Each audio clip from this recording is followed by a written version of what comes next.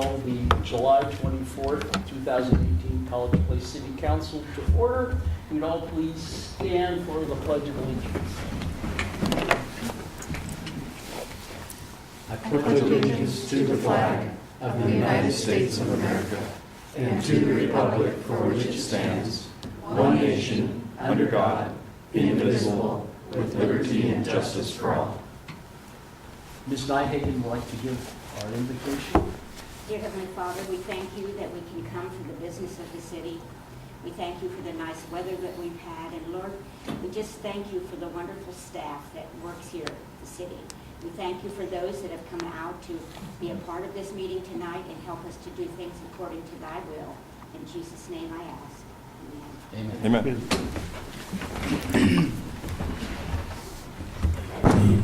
It's now our public comment period. Anybody wishing to address the College Place City Council, please step forward to the microphone, state your name and address.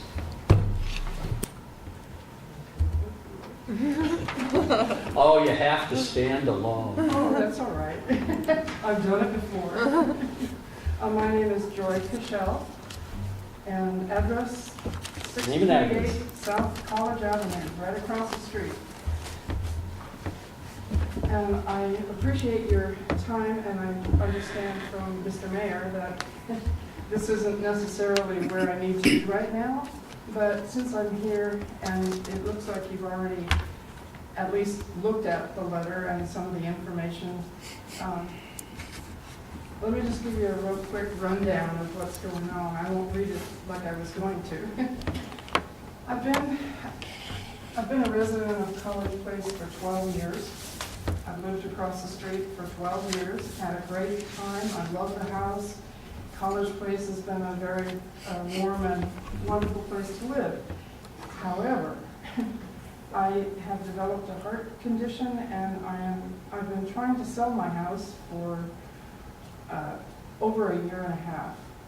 It's actually sold, paper in hand, 3 times, and the people have pulled out because of the easement. I have at least 2 to 3 people looking at the house every week, but they either don't sign up for it, or they just pass it by because of the 30-foot easement on the side of the house to the property behind me. I talked with Mr. Rickert about a year ago, and I will talk again and present my information to him again, and hopefully we'll get through his committee, if you will. I feel like I'm being held hostage to something that has never happened. Nothing has been done in the back, not any improvements, not any development. And I'm not saying don't have an easement. I understand there has to be a way in and out of that property, but it doesn't have to be 2-way traffic and a sidewalk. That's a street, not a driveway. Again, I can't tell you how many people have wanted the house but won't do it because of the 30-foot easement. It's almost 5 feet to the front, my front window, the side window actually, the north window. And it just isn't happening. You want to add anything? This is my real estate agent. I'm Lynn Chamberlain, and the papers that I gave you were just simply to give you background information about our market conditions, which are very, very fast right now. And she is absolutely right. We probably have 3 or 4 people visiting a week, and that easement is going to be an issue. So however that comes down, it's not for me to say, but again, just giving you background information on the market. Thank you very much. Thank you.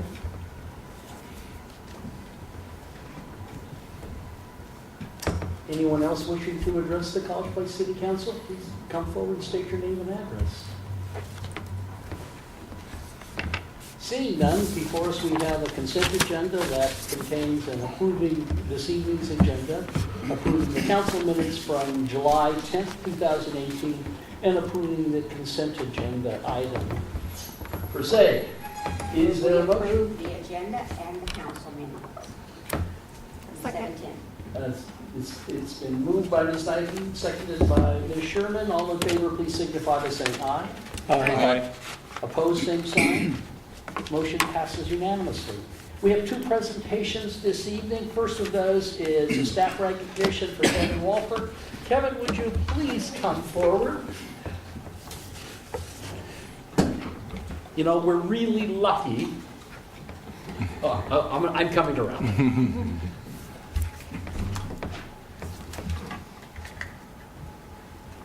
To be able to have such quality people that stay with the city for such a long time. Absolutely. Mr. Walford's been with us here for 20 years in May. We've been waiting 2 months to finally do this. Thank you so very much, Kevin. We really appreciate all your effort. And we have both a pin for you and a certificate on your 20 years. Here's the box. And Mike's going to take a picture.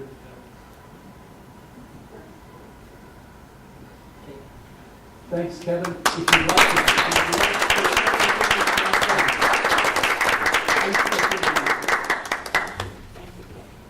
Well, I'm honored to be recognized. Thank you very much for that. It's been great working here for 20 years.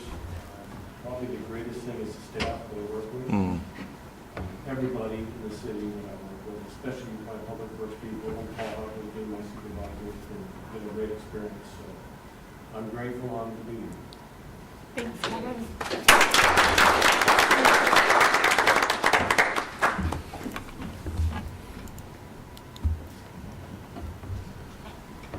And this evening, we have a presentation by some College Place High School students on a city flag presentation that they've gone through. Gentlemen, if you'd like to come forward and talk to us about your work, we'd be appreciative to hear.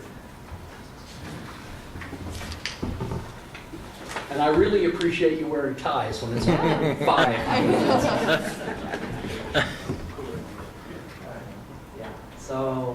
What? Can you step up to the mic so we get a... Yeah. So as it says up there, I'm Kate Christensen. This is Blake Harrison. We'll be going to our junior years at College Place High School. And we've been asked to come here tonight and give a little presentation about city flag for College Place.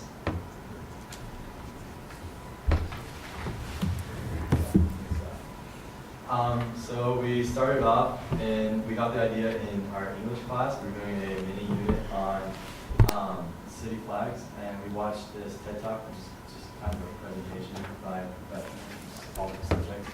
And it was by this vexillologist named Roman Mars, and he discussed city flags and how really good city flags like Chicago and Washington, D.C., you go to those cities, you can recognize those flags and you know, like, oh, that's the Chicago flag, that's the DC flag. But if you go to other cities that have more poorly designed flags, and there's actually a lot of really poorly designed flags, like San Francisco, like I don't think any of you guys know San Francisco flag. It's just not well designed. It's just nowhere around town. And so yeah, that kind of just got us interested in stuff.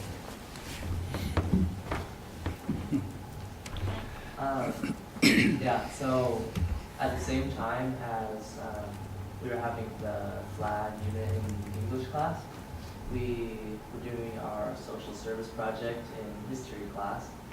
And basically what that is just giving back to your community, or the state or the world, whatever it may be.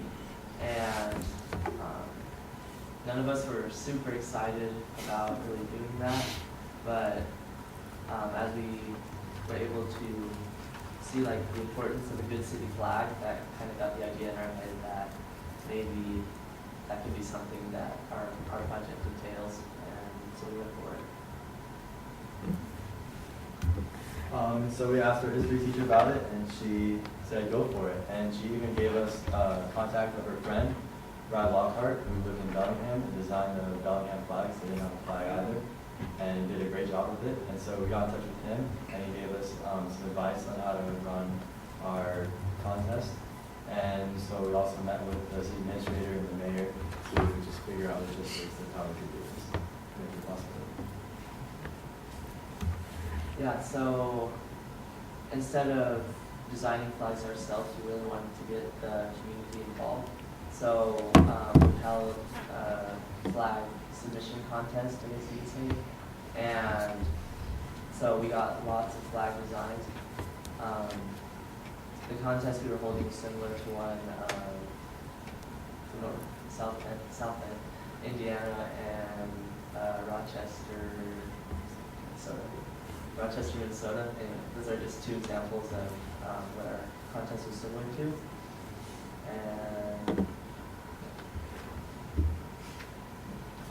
And so we started by just getting the word out around College Place, and so we made posters, the bottom picture there, and we hung up at our school, and we also contacted the president of Walla U and the principal of Walla, and had them spread the word around their schools as well. And we even got an article in the UD that just described our contest and just advertised it, try to get out to the community. So those are a few examples of the submissions we got. We ended up getting over 15, I think we got 16 submissions, not all of them are there, obviously, but those are a few of them. We got some from elementary schoolers, and we got some from retired College Place citizens as well. So it was really cool to see everyone being involved in this different age groups. And so we met with the city administrator and mayor, and we narrowed all of our submissions down to the final four, and they're all shown there. And so now we're going to go into a little bit more detail about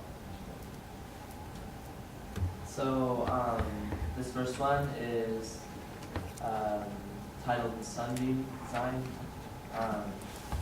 So basically, this was designed by a Walla University student. And she so all of the ones that we're going to explain, we asked the person that gave it to us for like an explanation about their design. So this is straight from them. So obviously the blue mountains are there. And then there's a blue sky behind that, symbolizing like light and growth. And the green triangles above that also symbolize kind of growth and agriculture. The sunbeams below the mountain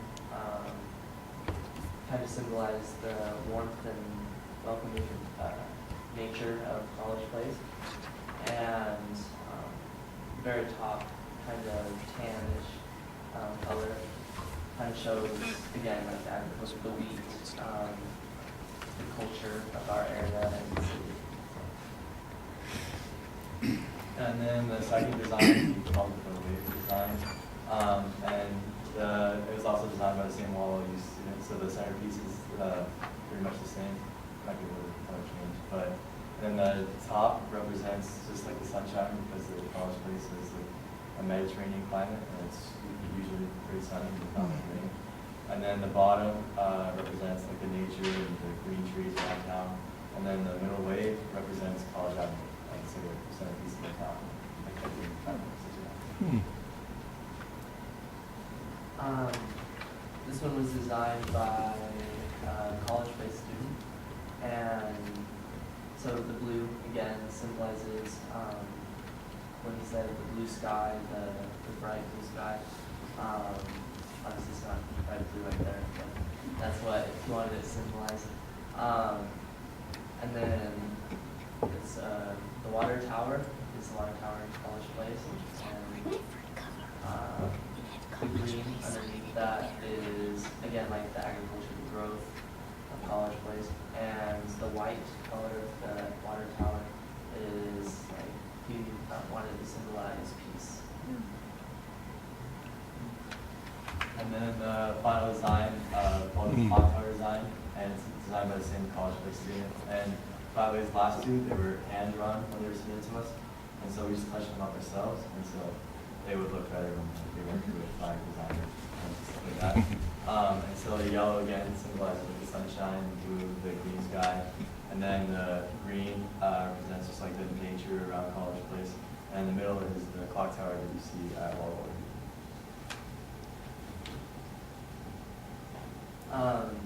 So we wanted the community's input on these final 4 designs. So along with having an online poll for these designs, we held at our community night, which is where all of the sophomores showcase their social service projects around the school. And so we had a voting box there. You can see this little red box. Yeah. We had people come up, we explained the 4 different flags, why a good city flag is really important. And then we had them vote. And we ended up getting over 300 votes, 300 responses. So that's pretty good. And then the results of those surveys are there. And the winner was the flag number 1, the Sunday design that was presented first. And it was a close second, a close second was the second design, the wave design, and 3 and 4 did it first. So that's what we have, that's what the community wants. And so now we just need your help to approve it and get it flying above College Place.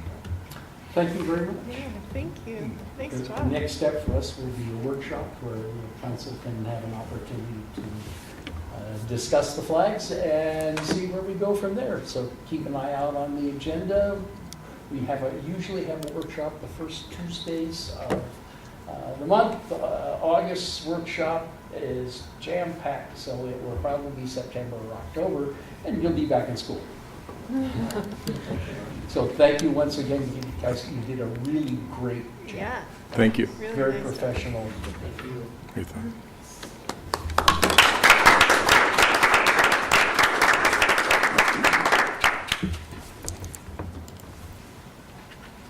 So on to the action items on the agenda. Mr. Gordon, Myra Road, C Street, Poplar intersection study. Thank you, Mayor, and I apologize for not wearing a tie. Well, they've set the standard, you know, you're pretty slack right now. Yeah, anyway, thank you.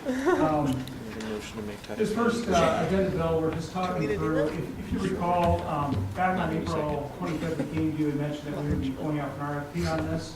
Actually, about a year and a half ago, we became concerned about the aspiration of the Myra C Street intersection.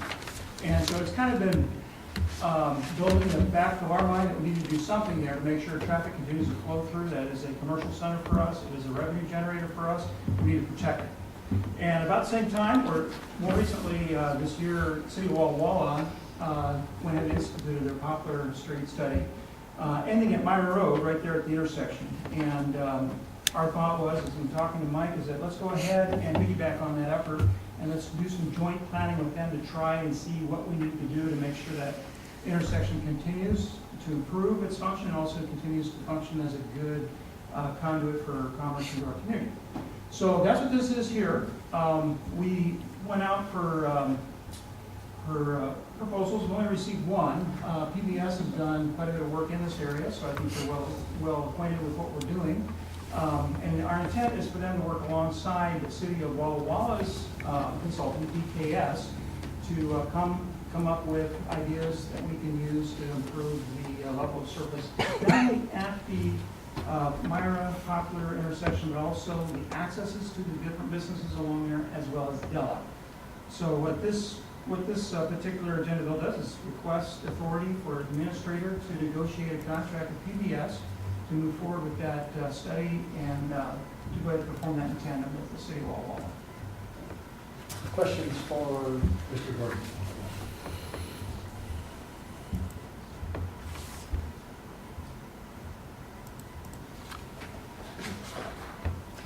Sure. I'll make a motion to authorize the city administrator to negotiate a professional services agreement with PBS Engineering and Environmental, Inc.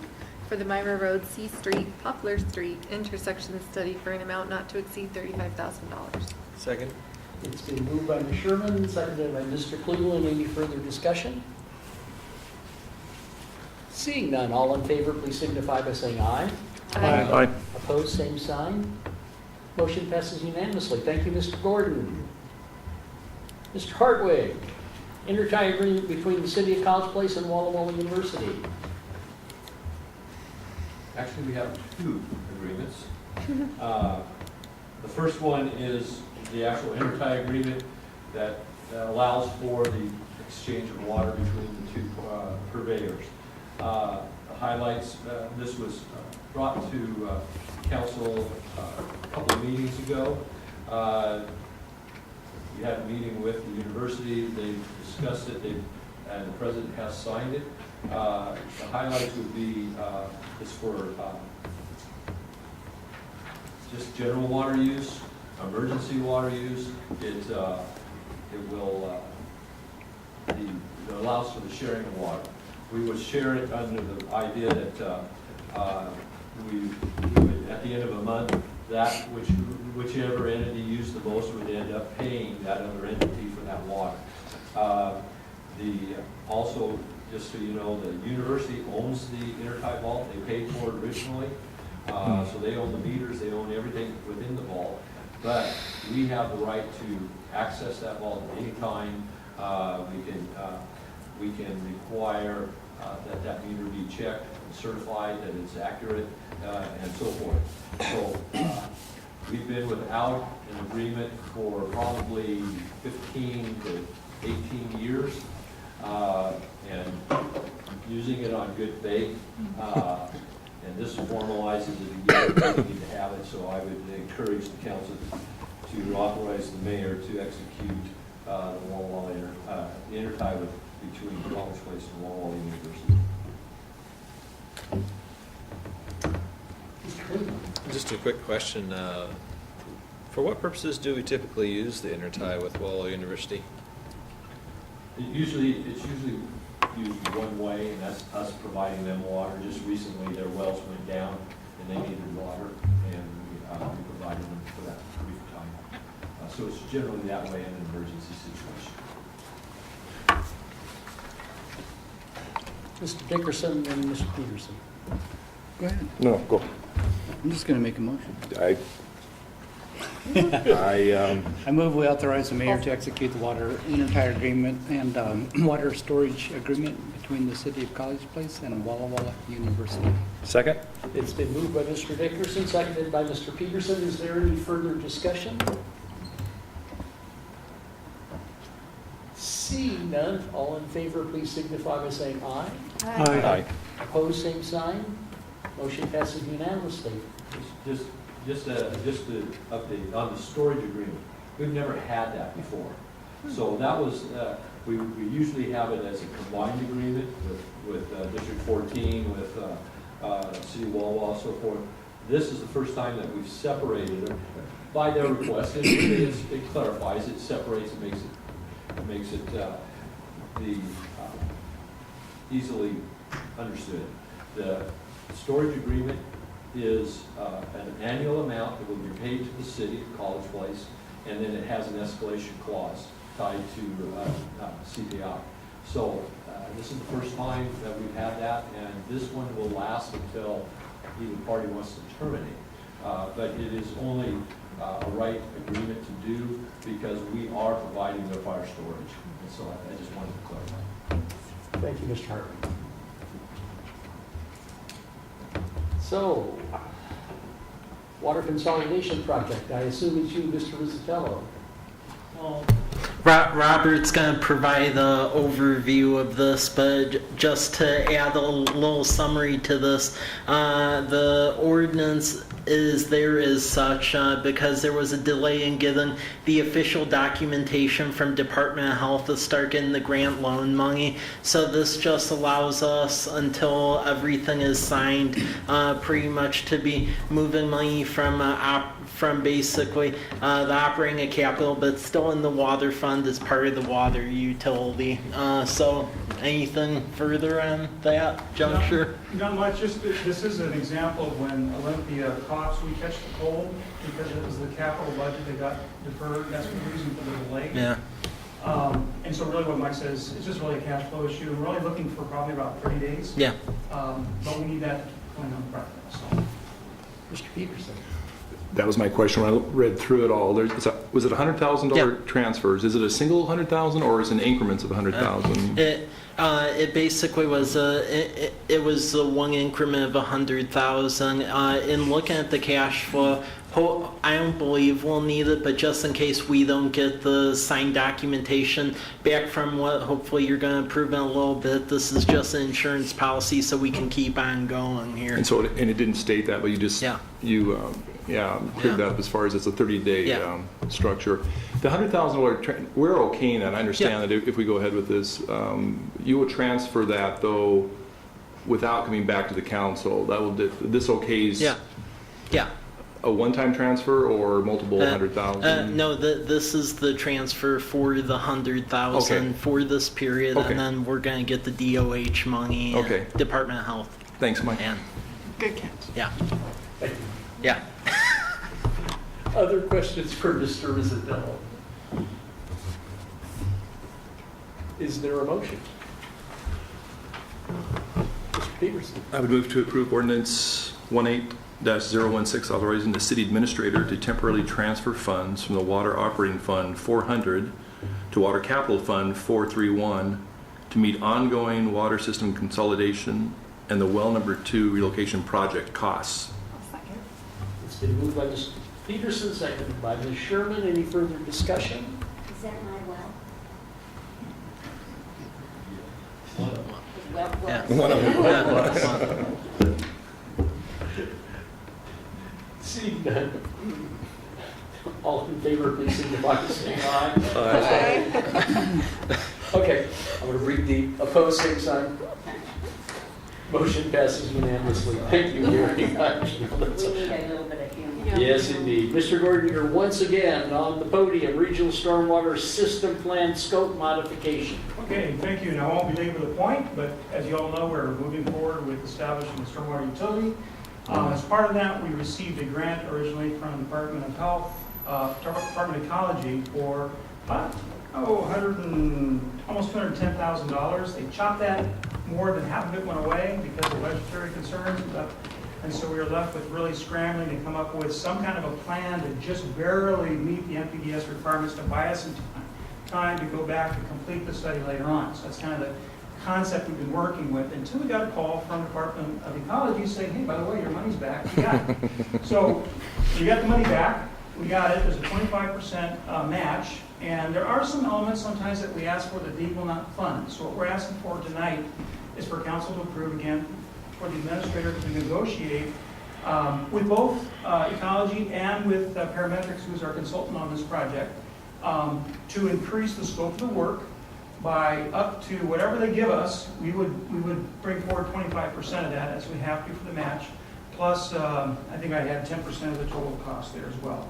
So we're looking at probably $35,000 to $45,000 from the city, but it buys us really 3 times that much in terms of their contributions. Monies we don't have to go back to later and try and fund some of this effort. So we end up with a final plan, not just a provisional plan, and hopefully that'll move us forward in a position where we can really justify everything we're doing and make it real clear to the public as well. Questions for Mr. Burke? So, one question. Will this decrease, potentially decrease the utility costs for the citizens with this extra funding, or will this just fund out the planning process? This will not decrease explicitly the cost, but if we didn't do this, down the road, there might have to be rate increases to cover these costs ultimately in the long run. So these monies will only go towards planning. That's really all we can do. However, we would have had to assume those planning costs through our rate structure later on. Thank you, Mr. Gordon. Other questions, Mr. Clerk? I was going to motion, so. Well, you may. Please make a motion.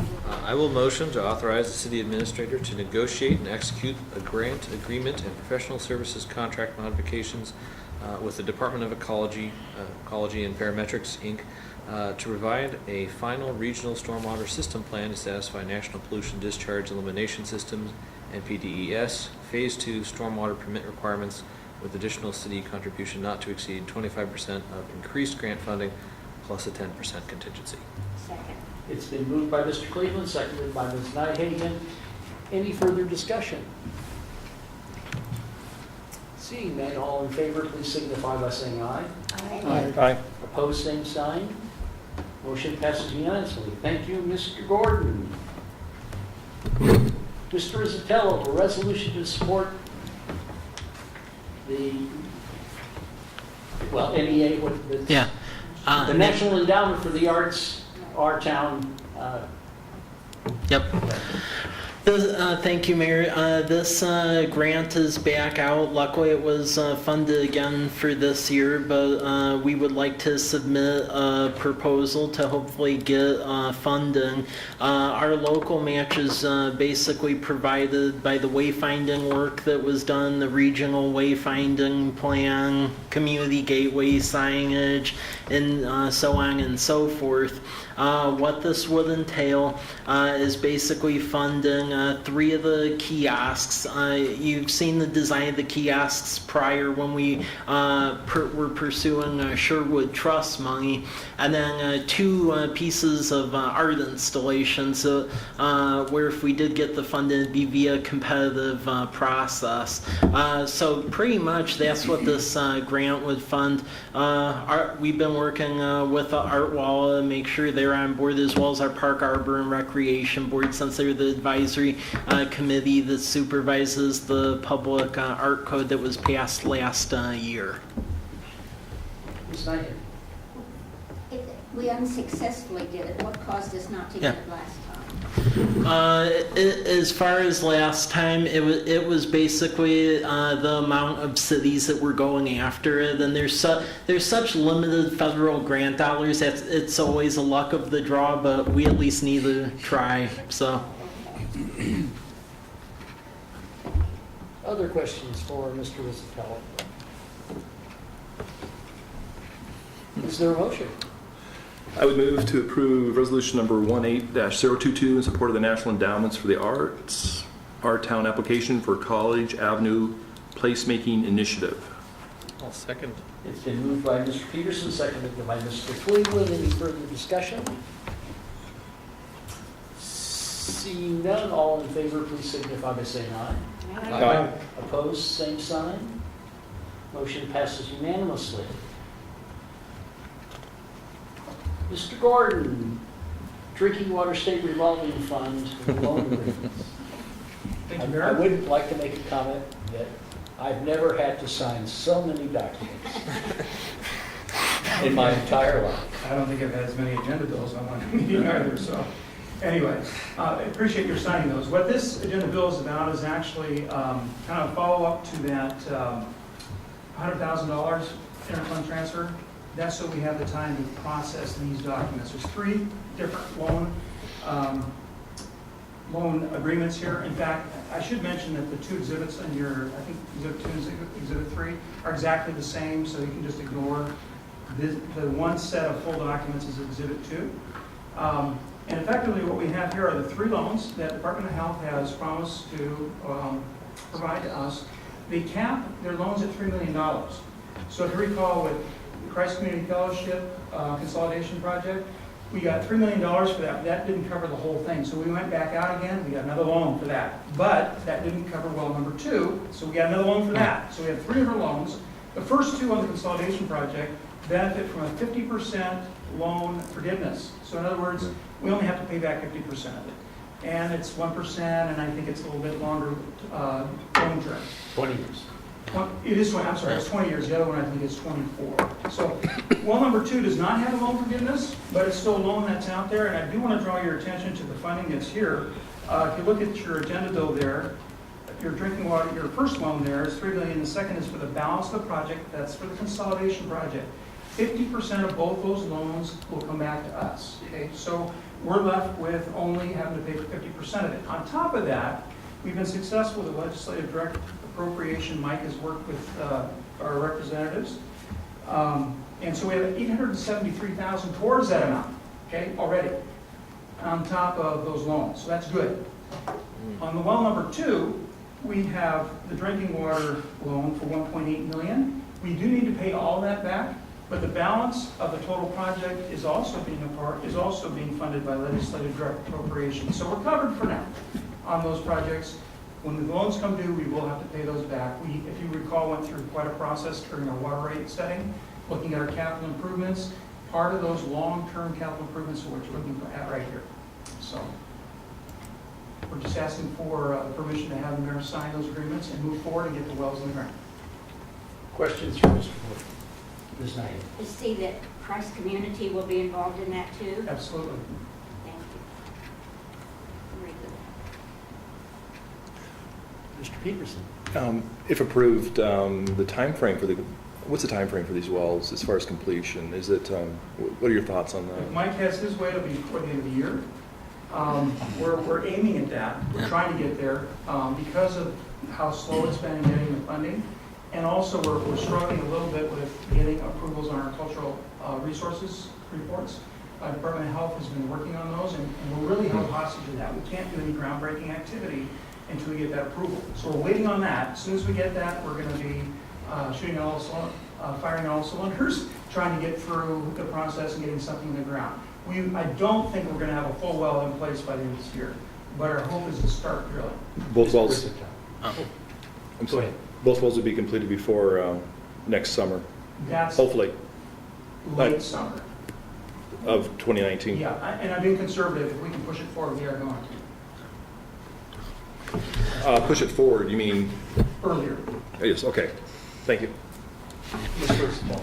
I would also add that the consultant team RH2, they will be here the next city council workshop meeting, so you could ask them a lot of the questions of everything that's moving forward then, because they'll present what they've done thus far.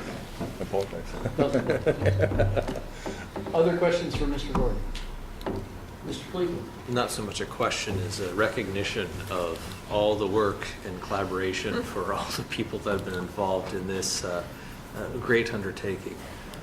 So thank you for that, and to all our city staff and members.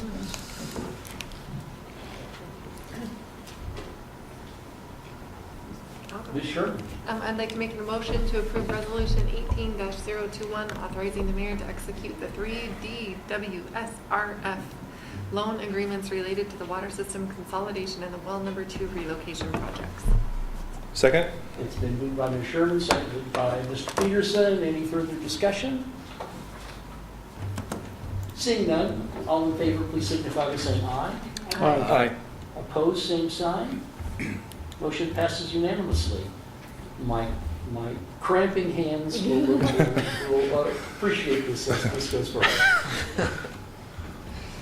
And finally, on the agenda, action items, resolution in support of Green Initiatives grant for Lions Park Pond. Okay, thank you, Mayor.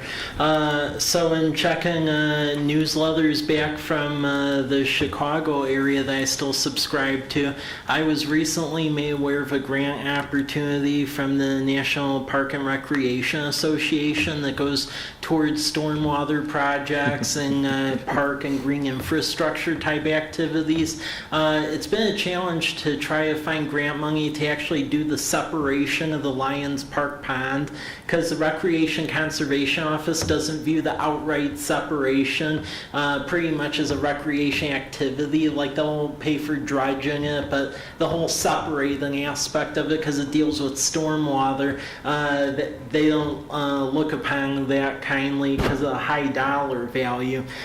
With this grant opportunity I was made aware of, it's actually exactly for that, and I think we'd have a good shot at getting this grant. The downside is that it's due August 3rd, so I have to put this together very quick. So the proposal, looking at the ones that have been successful, is it seems like the sweet spot for these grants is around request for $300,000. So that's what I would propose to write it for. If we were to do the pond separation, a ballpark value on that has been thrown out at around $500,000. I think there's some efficiencies, and then also in working with our project partners where we should be able to fill that gap. But I think this is a good opportunity to hopefully deal with the ultimate solution to this issue out there. Questions for Mr. Musatello? Mr. Cleveland? Would this include removing that kind of that waterfall as part of the separation? Yeah. Okay. In that case, I will motion to adopt resolution number 18-023, authorizing and supporting a National Recreation and Park Association Green Stormwater Infrastructure Project grant application for the Lions Park Pond. It's been moved by Mr. Cleveland, seconded by Ms. Nyhagen. Any further discussion? Seeing none, all in favor, please signify by saying aye. Aye. Opposed, same sign. Motion passes unanimously. Ms. Nysel, for administrative reports, scan and toss policy for non-archival records. Hi. I just would like to bring to your attention that we have a lot of paper records. And there are some abilities now for us to not have to store all of those records, provided we scan them in the proper format and have searchable ways to locate them. So we've now acquired a couple of scanners, or one, and one's on its way, that allow us to do the scanning in the format that the State Archives requires. And this authorization that will come before you at the next council meeting will allow us to actually destroy the original paper records and just have the electronic format held for the required retention periods. So it'll save a lot of storage space. Questions for Ms. Nysel? Mr. Peterson and Mr. Dickerson. You have it's quite an intensive process. Do you have the staff time to begin this, the scanning process, or are you bringing in extra help, or what are your thoughts on that? Well, right now with the beginning portion that we're going to be doing is the accounts payable documents, which, since we've gone to electronic accounts payables with the document locator program, she is scanning all of those. So we got the equipment that she can scan them in the required format, but right now she still has to keep all the paper documents. So they're being scanned as part of the regular process. But you probably have documents in storage that are 8 years old, 5 years old, so somebody needs you want to scan those, obviously. Right now, we're going to start from this point going forward. I see, okay. And, you know, if some miracle happens and we, win the lottery and... the U.S. jobs or... But at this time, it's more of a from this point forward thing, so that we cannot keep storing, because just in accounts payable alone, each year is 6 to 7 boxes worth of paper documents that have to be stored for 6 years. Yeah, sounds good. So, thank you. Mr. Dickerson. You just answered my question. Any other questions for Ms. Nysel? It's a big step forward. Yeah, that's good. And Chief Winter, mayoral emergency powers.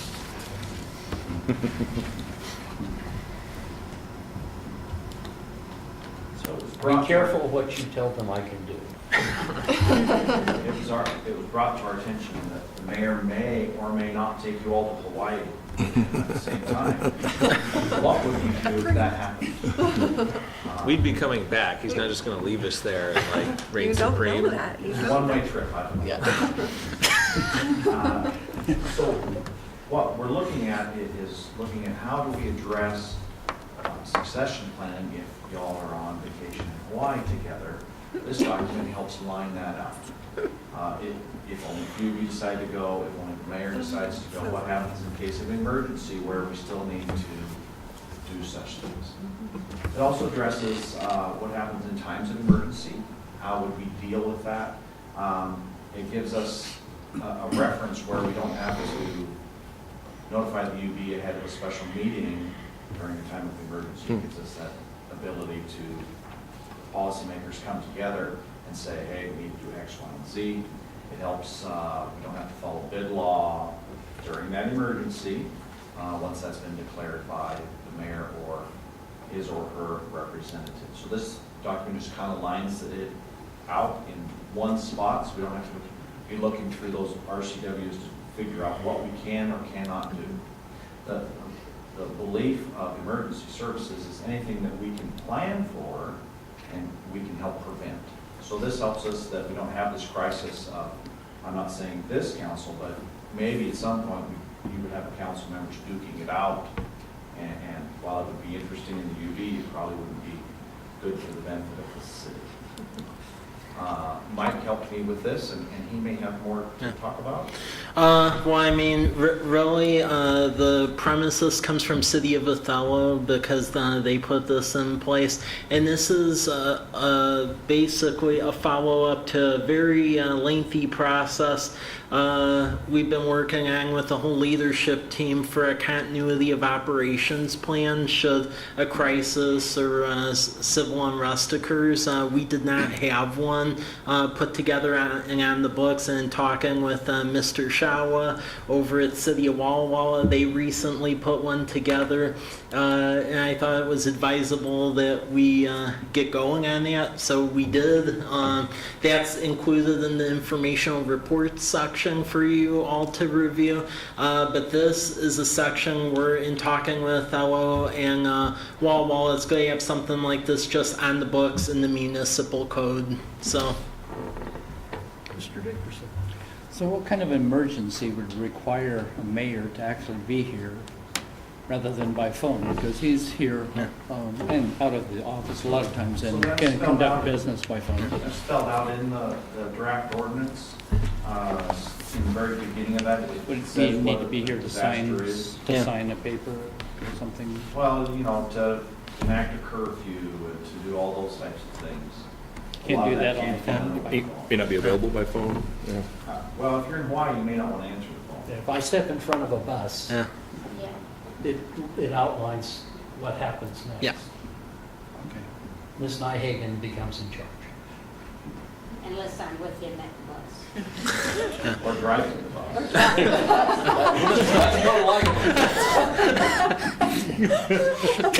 No. Any further questions for Chief Junior? No. Thank you, Chief. That being the end of the agenda, is there any other things to come before the council?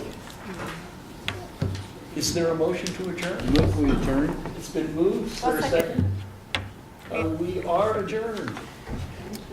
I really like the way you're doing these meetings.